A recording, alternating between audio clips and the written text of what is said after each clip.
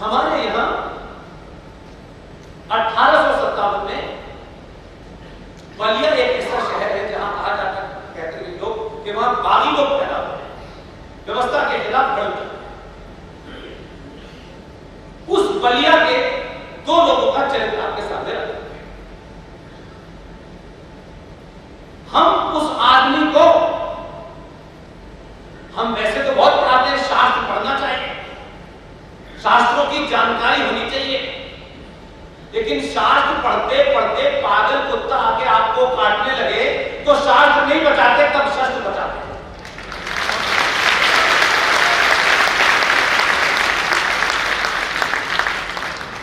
इसलिए वो आदमी देश का पहला ऐसा आदमी है जो हमारा आइडियल होना चाहिए था, लेकिन हमने उसे आइडियल नहीं माना। इससे हमारी मानसिकता का पता चलता है। बहुत कोई बड़ा अफसर नहीं था, मेरठ में पोस्टेड था। उसको जब ये समझ में आया तब उसने कोई संगठन नहीं बनाया, प्रवचन नहीं दिए, लोगों में जगह नहीं किया। उसने कहा एक ऐसी मिसाल पैदा कर दो 100 साल के बाद भी लोगों को पता चलेगी तो लोग मंगल पांडे को याद करेंगे। नफा नुकसान नहीं देखा, उसने अपनी बंदूक उठाई और अंग्रेज के सीने में गोली मारी और 1957 के उस पूरे विद्रोह को चिंगारी दी और तमाम सब चीजें हुई। उस घटना से दो चीजों को सीखना चाहिए। 1857 के बाद पूरे देश में अंग्रेज जितने थे उनकी गिनती 1000 भी नहीं, लेकिन ताजुब देखें, अंग्रेजों ने 5857 की उस घटना को अपनी मेमोरी में डाला, खामोशी, कोई शोर नहीं बताया, भारत माता की जय का नारा नहीं लगाया कि हम यहां खड़े गोली चला, ये नहीं करते। बहुत खामोशी से उस पर काम किया और 1857 में भारत के स्वतंत्रता संग्राम के जितने भी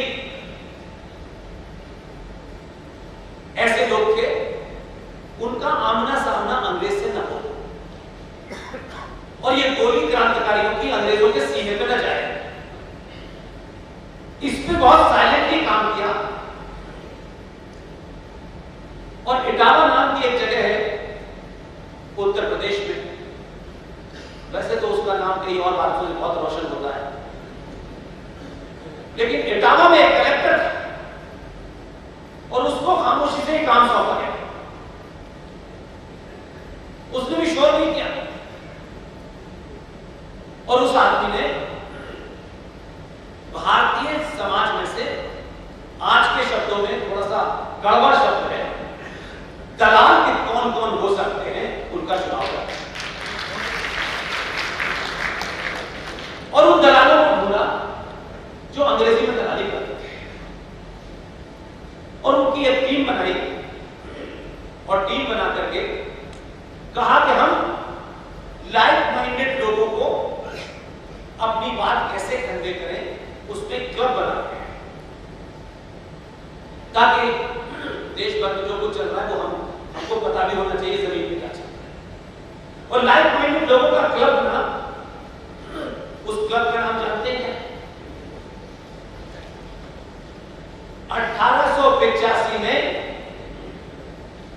उस इटावा के कलेक्टर ए.ओ. ह्यूम ने कांग्रेस पार्टी की नींव रखी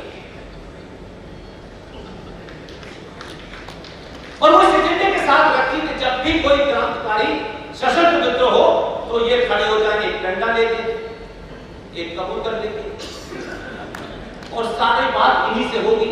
ये फिर उनसे बात करेंगे तो गोली उनके नहीं चलेगी। और फिर एक नया आइडिया आया, बताते हैं वो इंग्लैंड से आया। एक आइडिया यह आया कि नॉन वायलेंस का पालन करना। जिन्होंने अपनी पत्नी के साथ अफ्रीका में सड़क पे खड़े होकर वायलेंस किया वो नॉन वायलेंस का ज्ञान दे रहे हैं। तो मैं नहीं कह रहा, आचार्य जी भी करवाने साथ मैं नहीं। तो सवाल यह है कि जब भी क्रांतिकारियों की टोली आगे बढ़े तो आप लोग खड़े हुए आजकल तो बिना बताए सब जगह खड़े रहते हैं, उसको समझ जाते। और जैसे ही उन्होंने नए अनशन में बैठे तो ये अंग्रेजों का एक पूरा प्लान था। और मैंने सुना इतने महान थे कि उनके ऊपर टिकट भी जारी हुआ है। और इस कांग्रेस पार्टी के 5 से 6 लगातार अंग्रेज अध्यक्ष हुए। यानी एक सामान्य सी बात है कि जिन्होंने आपको गुलाम बनाया वो इतने महान लोग थे, उन्होंने कहा अब हम तुम्हें आजाद करने के संगठन बनाए।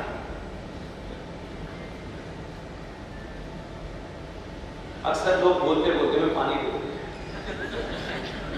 मैं कहता हूं देखिए मेरा कलाम ऐसे होता रहता है, पत्रकार बंधु भी हो गए, अगर वो मुझे पानी पी के देख लेंगे तो कहेंगे पानी पी के दे रहा है।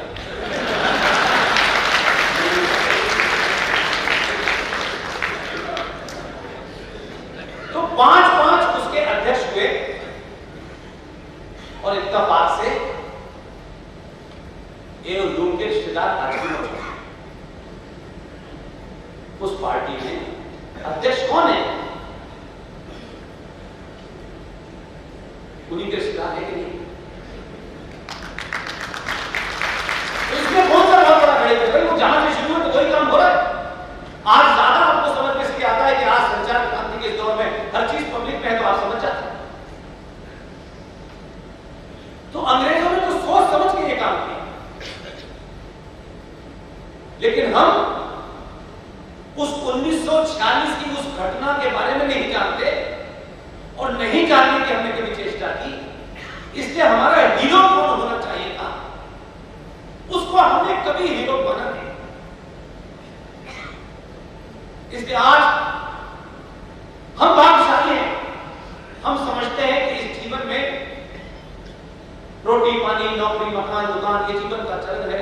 हमारे बाद भी ऐसा होता रहेगा, उसके बाद भी ऐसा होता रहेगा, हमसे पहले भी हो रहा था। लेकिन क्या अच्छी बात है कि हम इस बात से खुश हैं कि ना हमने सावरकर को देखा, न शिवाजी को देखा, न सुभाष को देखा, न पटेल को देखा, लेकिन आज आप सावरकर को भी देख रहे हैं, पटेल को भी देख रहे हैं और सुभाष को भी।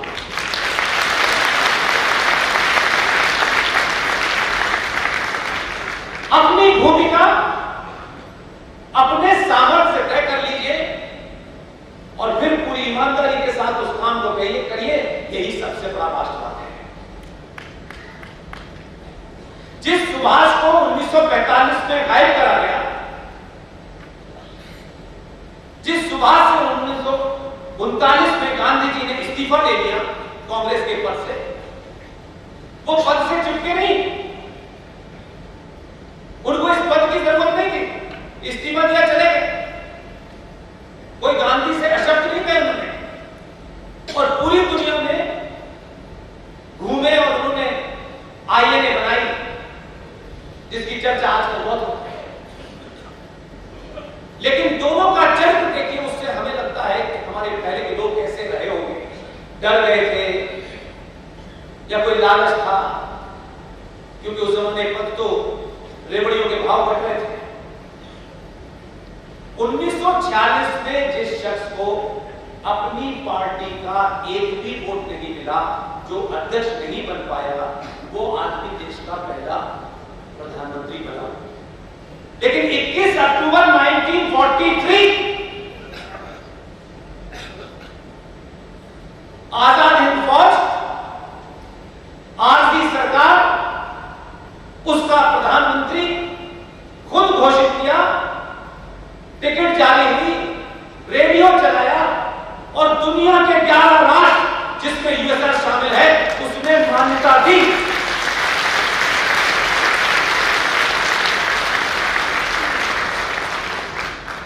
इसके लिए किसी को पता पड़ा, ये सच बताते थे, लोगों को पता चल जाता कौन बड़ा है और कौन हीरो है। आज तो अफगानिस्तान को 2 देशों ने मान्यता दी तो ही वो मान्यता मानी जाती है। उस दौर में ब्रिटिश साम्राज्य को चुनौती दे करके जो भी दुनिया के 11 राष्ट्रों में, यहां तो माइक 15 में से एक ने भी अध्यक्ष बनने की सिफारिश की। संयुक्त भारत का, अखंड भारत का पहला प्रधानमंत्री नेताजी सुभाष चंद्र बोस हैं।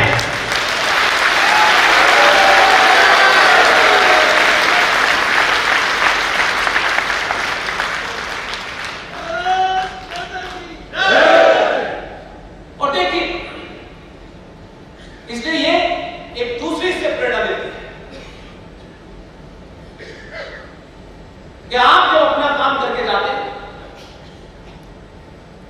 आपका एजेंडा क्लियर होता है, आप अपने मन में, अपनी आत्मा के प्रति ये समझते हैं जो मैंने किया ठीक किया है, मुझे पद नहीं मिला, मैं गवर्नर नहीं बना, मैं एमएलए नहीं बना, मैं एमपी नहीं बना, ये पद है। अगर आप में शक्ति होगी तो ये पद आपके पीछे भागेंगे, और आप में शक्ति नहीं तो जीवन भर इन पदों के पीछे भागते रहिए, मिलेंगे। सुभाष चंद्र बोस के इस पूरे एपिसोड से एक बात सच लगती है, जिंदा है तो जिंदा होने का परिचय दीजिए। अच्छे कपड़े पहनना, बड़े मकान में रहना, अच्छा खाना खाना, ये जिंदा होने की निशानी नहीं है। जो समाज मरने से डरता है वो जिंदा नहीं रहता। जिस समाज को मरने का डर आ जाता है वही जिंदा रहता है। सुभाष नहीं आज न उनकी किसी को जाति का पता है, न जाति का ठेकेदार से निकल के आए, न उनके परिवार को इस बात की चिंता है। जब सुभाष जमीन से निकल के जिंदा होना शुरू हुआ तो हम ये नहीं कहते कि हमने कुछ किया, उसमें हमने अपनी भूमिका तय की, हम क्या करेंगे। हमने कहा ये पूरा गोदाम देश के कोने कोने में जाके बताएंगे लोग, और जब लोग इतनी बड़ी संख्या में सुनने आते हैं तो हो सकता है कि नेता होगा तो उसको बड़ा अच्छा लगता है कि अब तो मैं जीत ही जाऊंगा। मुझे तो संतुष्टि होती है जब मैं देखता हूं कि कारों में बैठ करके लोग मुझ जैसे एक साधारण आदमी को सुनने आए हैं, तो समझिए कि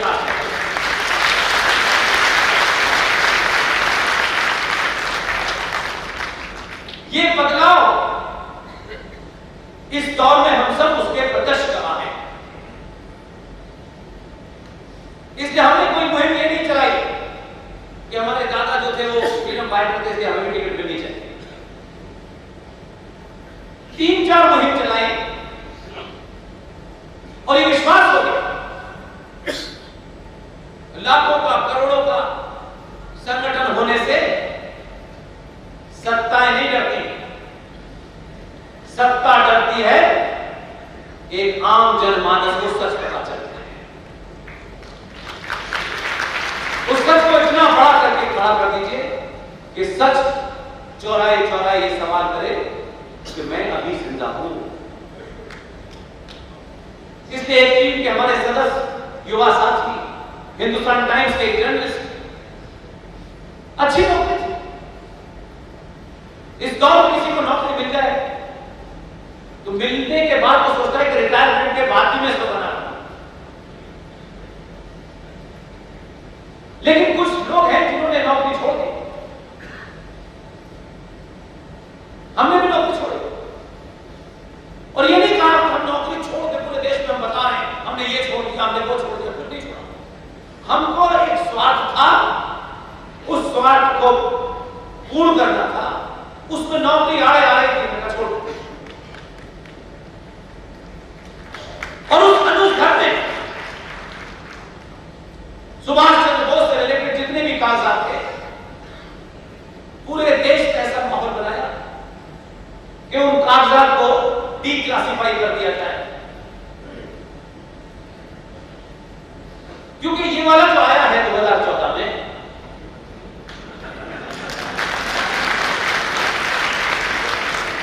इसके साथ एक आसानी है।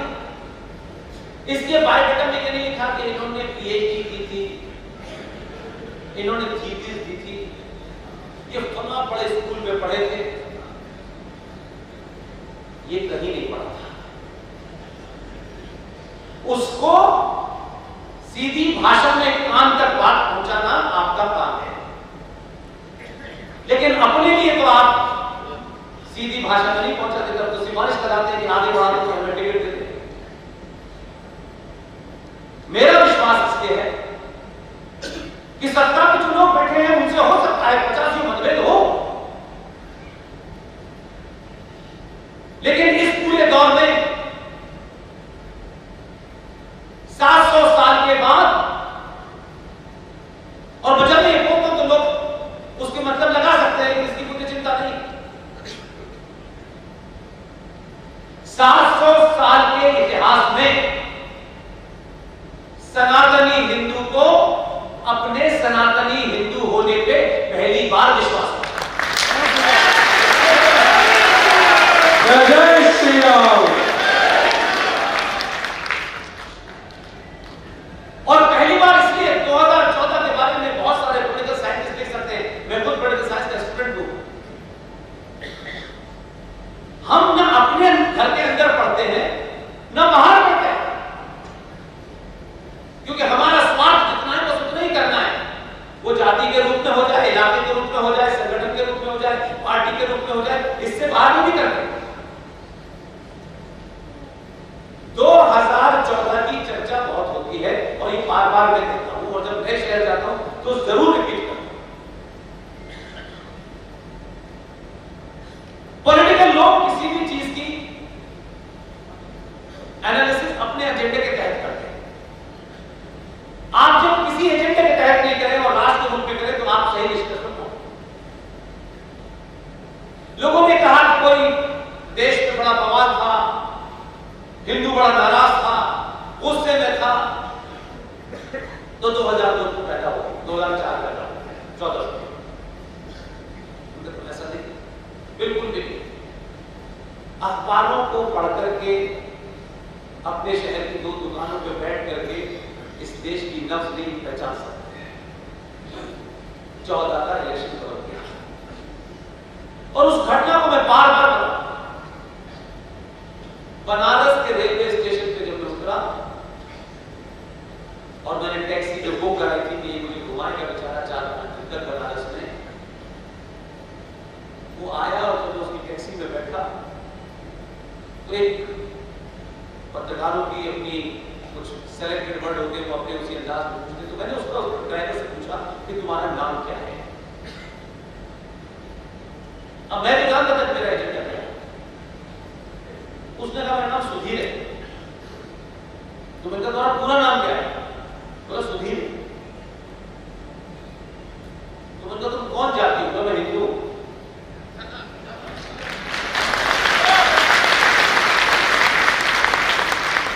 मैं होटल गया, मैंने उसे नमस्कार किया, मैंने कहा कोई भाई का लाल उसे भी हरा नहीं सकता है।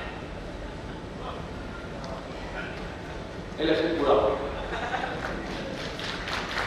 2014 में पहली बार मैंने अपनी आंखों से देखा, मैंने भारत के सनातनी हिंदू को ये पहली बार होते हुए देखा कि आपने अपना वोट 70 सालों में यादव, ब्राह्मण, ठाकुर, बनिया, अगड़ा, पिछड़ा, महादलित, महापिछड़ा, ये सारे फॉर्मूले पे दिया। मैं तो कई इलेक्शन कवर किए।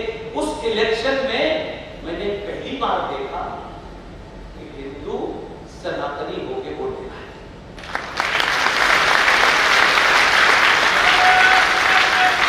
आप बदले तो सत्ता बदली, आप बदले, आपके एजेंडे बदले तो सत्ता का एजेंडा बदला।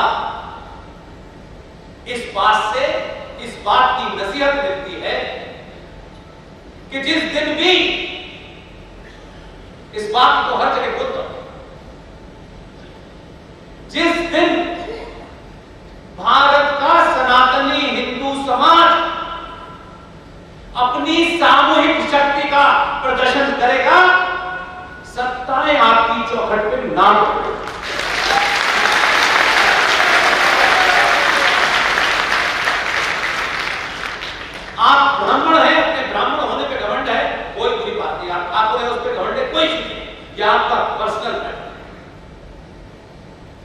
इससे कोई फर्क नहीं पड़ता। जाति आपकी पहचान है। अब जाति को नए नए ज्ञान आ रहे हैं, अलग बात है, उस पर नहीं टिप्पणी करना चाहता, बहुत हो गया। हमारे उस पूरे दौर को देखें अगर, भारत भूमि अनादि अनादिकाल से कर्म प्रधान नहीं है, जाति प्रधान नहीं है। कर्म यह तय करता था कि यह ब्राह्मण होगा कि नहीं होगा। मां के पेट से ना कोई ब्राह्मण पैदा होता है, ना ठाकुर, ना बनिया, ना एक्स, ना वाई। जिसने ज्ञान प्राप्त कर लिया, अब कंफ्यूजन मत कीजिए, ज्ञान का शिक्षा से कोई संबंध नहीं। पीएचडी वाले भी महामूर्ख होते हैं। उनकी मूर्खता का मापदंड मैं इससे कह रहा हूं कि उसने कोई कोर्स पढ़ा, कहीं बड़े से बड़ा टेस्ट दिया, 3 घंटे में उसको वो याद रहा, उसने लिख दिया बेचारे, उसने रट लिया, या उसकी मेमोरी बहुत पावरफुल थी, उन 3 घंटे में जो कुछ लिख दिया उसमें उसके 100 में से 99 नंबर आ गए। भाई साहब, वो शिक्षित तो कहला सकता है, ज्ञान नहीं कहला सकता। इसके डिग्री आपको नौकरी दिलाती है, लेकिन ज्ञान आपको जहां मिलता है उसमें तो हमने सौदा कर लिया। बहुत बुरा लगता है लोगों को, नहीं बोले हम, बोलते बोलते 12 साल हो गए, और अब इस रिश्ते पर पहुंचा हूं कि जितना विरोध होगा उतनी ताकत से बोलूंगा। दुनिया में कोई विरोध कितना भी करे, कितने बड़े पद पे हो, कितना भी बड़ा संगठन, अगर सांस चली तो उनको आना होगा। ये कोई घमंड नहीं है, कोई गुस्सा नहीं है। आज के लोग धड़ल्ले से झूठ बोल रहे हैं, सच बोलने की तो हिम्मत नहीं, या सच जो है आपको सत्ता से दूर रखता है। तो देखिए, 2 घटनाएं। भगवान परशुराम 24 कैरेट के ब्राह्मण थे कि नहीं थे? और रावण भी ब्राह्मण था। आप ब्राह्मण, उसमें तो कोई मामला नहीं, और बहुत ज्ञानी आदमी था। रावण का मतलब हम बड़े नेगेटिव क्वेश्चन में लेते हैं भाई, रावण बनने के लिए भी 100 जन्म लेने पड़ जाएंगे, इतना ज्ञानी था। हाँ, उससे उस समय की सामाजिक मान्यताएं, परंपराओं के हिसाब से उसने उसका निषेध किया, और उससे कोई गलत एक काम हो गया। उस काम के गलत होने से रावण के ज्ञान का कोई संबंध नहीं। वो ज्ञानी था, पढ़ा लिखा था, बहुत विद्वान था, सब कुछ था, वो अपनी जगह था, लेकिन उससे एक काम गलत हुआ। इससे ध्यान रखें, सरकारें, संगठन, पार्टियां, आम आदमी सब देखता है। उसने किसी की पत्नी का अपहरण किया, और वो उस समय की मान्यताओं में गलत नाम था। आप देखें कि उन शास्त्रों के हिसाब से भगवान राम कौन, उनकी जाति क्या बताई गई? क्षत्रिय बताई गई कि नहीं कि वो क्षत्रिय है? और आज के समाज के जो जातिवाद लोग हैं ना, उन पर मेरी टिप्पणी है, उनको आईना दिखाना चाहिए। आज 2023 हो गई, हम में से किसी ने रावण को नहीं देखा। दादी नानी सालों 10 सालों वो कहानी चल रही, और उस कहानी के चलते रावण चौराहे पे जलाया जाता है। हम आज भी जला रहे हैं, एक मान्यता है, बताया जा रहा है, दादी ने बताया था, फिर परदादी ने बताया था, फिर उनकी दादी ने बताया था, ऐसा हुआ था। लिहाजा आज का समाज रावण के उस कृत्य को गलत मानता है, तो उसको चौराहे पे चलाता है। लेकिन परशुराम को उनके कृत्य